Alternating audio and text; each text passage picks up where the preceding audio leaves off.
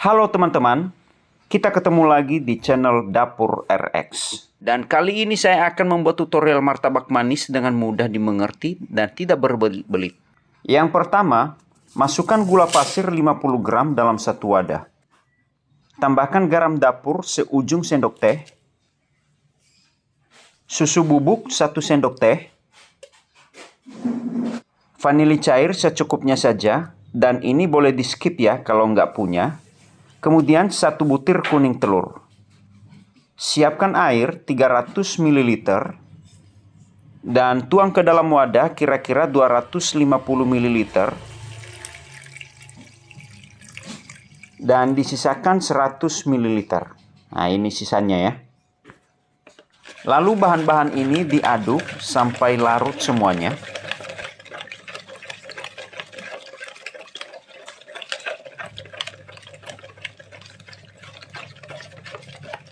Setelah sudah larut, lalu tambahkan tepung terigu protein sedang 250 gram dan masukkan setengahnya saja dulu ya.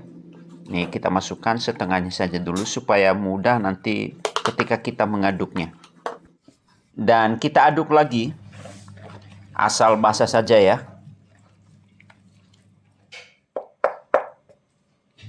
Dan tambahkan tepung terigu yang sisa tadi. Masukkan saja semuanya. Dan kita aduk lagi. Kita aduk santai saja sampai benar-benar udah tercampur dengan air. Nah, ini adonannya sudah tercampur dan masih keras. Dan sekarang kita adonin dengan memakai teknik keruk adonannya dari bawah, tarik ke atas sambil digesek ke dinding wadahnya. Dan ini adalah salah satu teknik yang harus dikuasai dan perlu dilatih terus-menerus untuk lebih mahir di dalam proses pembuatan adonan martabak. Dan tindakan ini lakukan terus-menerus sampai adonannya menjadi lembut, halus, dan elastis. Dan kita harus bisa menilai tingkat kehalusan dari adonan ini sudah pas atau belum. Soalnya kalau terlalu halus, seratnya nanti akan seperti pukis, dan kalau kurang hasilnya menjadi bantat. Nah, cukup seperti ini saja ya. Lalu kita akan tutup dan didiamkan selama 2 jam. Setelah masa istirahatnya sudah selesai, lalu kita akan masukkan soda kue di dalamnya. Cukup 1/4 sendok teh saja. Lalu kita akan larutkan dengan air yang kita sisakan tadi. Sedikit saja, supaya nanti adonannya tidak menjadi encer. Lalu kita aduk-aduk.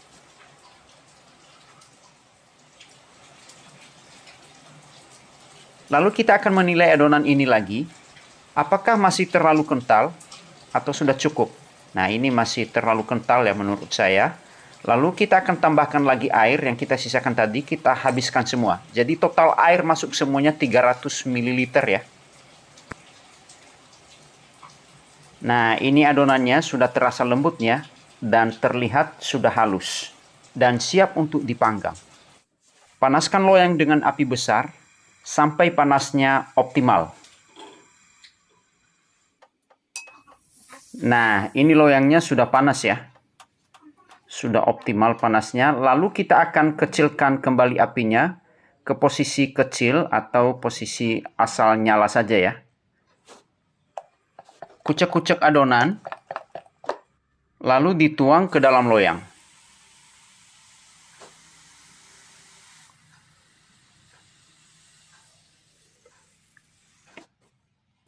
Bentuk pinggiran martabaknya.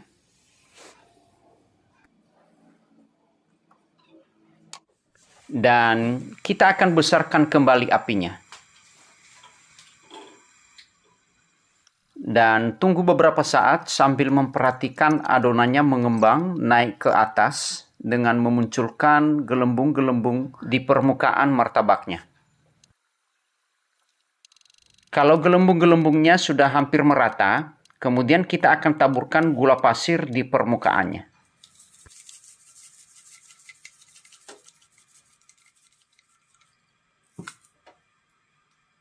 Dan kecilkan kembali apinya. Lalu kita akan tutup. Dan jangan lupa beri celah uap panas ya.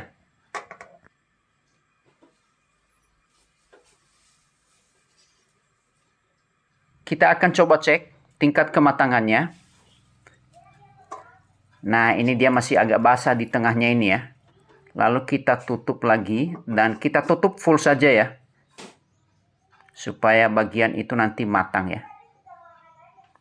Kita akan lihat lagi. Nah, ini dia sudah matang semuanya. Lalu dengan cepat kita angkat dari loyangnya.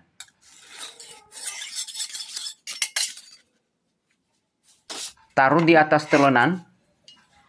Lalu kita tutup sebentar, kira-kira 30 detik. Kemudian kita akan buka lagi dan segera beri margarin.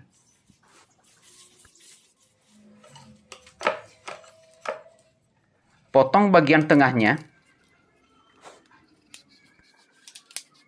Dan berikan topping sesuai dengan selera masing-masing. Di sini saya menggunakan keju parut ya. Kita lipat. Rapikan toppingnya, berikan margarin di permukaan luar martabaknya supaya nanti martabaknya jadi lembut. Nah, kita akan putar dan ini dia martabaknya. Wow, martabaknya tebal dan pori-porinya merata. Nah, teman-teman, demikianlah cara membuat martabak supaya tidak gagal lagi. Bukan hanya resep yang perlu diperhatikan, tetapi teknik-tekniknya juga. Mulai dari teknik mengadon, teknik pengapian, dan bahkan peralatan yang dipakai harus sesuai dengan standar kalau mau hasilnya lebih bagus ya. Misalnya loyangnya yang bagus. Pada dasarnya resep itu sama semua. Paling ada tambahan-tambahan sedikit saja. Itu rahasia masing-masing lah ya. Dan kebanyakan teman-teman pemula gagalnya bukan karena resepnya, tetapi kebanyakan karena tekniknya yang belum tepat. Memang harus saya akui, teknik membuat martabak ini perlu dilatih terus-menerus dan perlu bimbingan. Apakah bimbingan langsung dari pedagang dengan cara menjadi karyawan dulu selama beberapa waktu, atau mau yang lebih cepat dengan cara bimbingan langsung private secara online? Nah, demikian ya teman-teman.